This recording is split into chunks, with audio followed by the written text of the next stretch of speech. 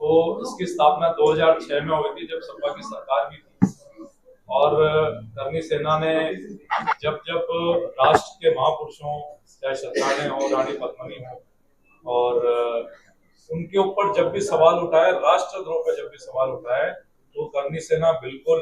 खड़ी रही है यहाँ पे। और रामजी लाल सुमन से माफी का हमारा सवाल नहीं है। हम इन पे ऐसा करना चाह रहे हैं कि हर महीने महापुरुषों पे टिप्पणियां होती है, चाहे राजस्थान की विधानसभा हो, चाहे दिल्ली की हो, चाहे लोकसभा हो, या आपके राज्यसभा हो। तो हम ऐसा कुछ करना चाह रहे हैं कि साहब, अगर वर्तमान के राष्ट्रपति को गाली देना अगर जुर्म है, वर्तमान के प्रधानमंत्री को गाली देना अगर जुर्म है, या 1999 में अगर सेना कारगिल में लड़ी है, उनको जो शहीद हुए उनको भी अगर गाली देना अगर सही है, तो हमारे महापुरुषों को गाली देना भी सही है। क्योंकि जो बलिदान 1999 में उन्होंने किया है, जो वर्तमान के प्रधानमंत्री राष्ट्रपति हैं, जो जनरल हैं, जो ब्रिगेडियर हैं, वो अकेले राणा सांगा ने अकेले काम किया है, क्योंकि वो अपने वक्त का प्रधानमंत्री था, राष्ट्रपति था, अपने सेना का जनरल था, ब्रिगेडियर था।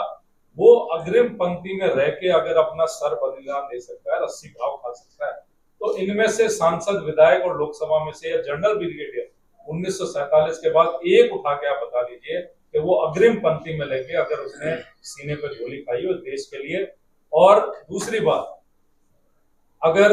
रामजी लाल सुमन को हमें कहते हैं कि साहब, आप अपनी परिवार में जितनी भी महिलाएं हैं, आपकी माँ है, आपकी घर में स्त्रियां हैं, छोटे बच्चे हैं, उनको पहले आप जौहर कराइए। पाकिस्तान ऑक्यूपाइड कश्मीर, आज भी कश्मीर का कुछ हिस्सा पाकिस्तान में है, आप वहां लश्कर लवाजमा लेके जाइए और वहां कुछ उग्रवादियों को मारे, और जो भी कब्जा कर रखा है उनको कब्जा हटाने की आप कोशिश करें। और अगर आप इसमें शहीद होते हैं, 2-4 को गिराते भी हैं, मारते भी हैं दुश्मनों को, करनी सेना ये गारंटी लेती है, मैं ये गारंटी लेता हूं कि रामजी लाल सुमन की पूरे देश में, पूरे जिले में उनकी मूर्ति लगाएंगे, और अगले 700 साल जैसे हमने राणा सांगा को पूजा, रामजी लाल को भी हम करते। और नहीं तो ये गाली देना अगर राष्ट्रपति को गलत है, प्रधानमंत्री को गलत है, हमारे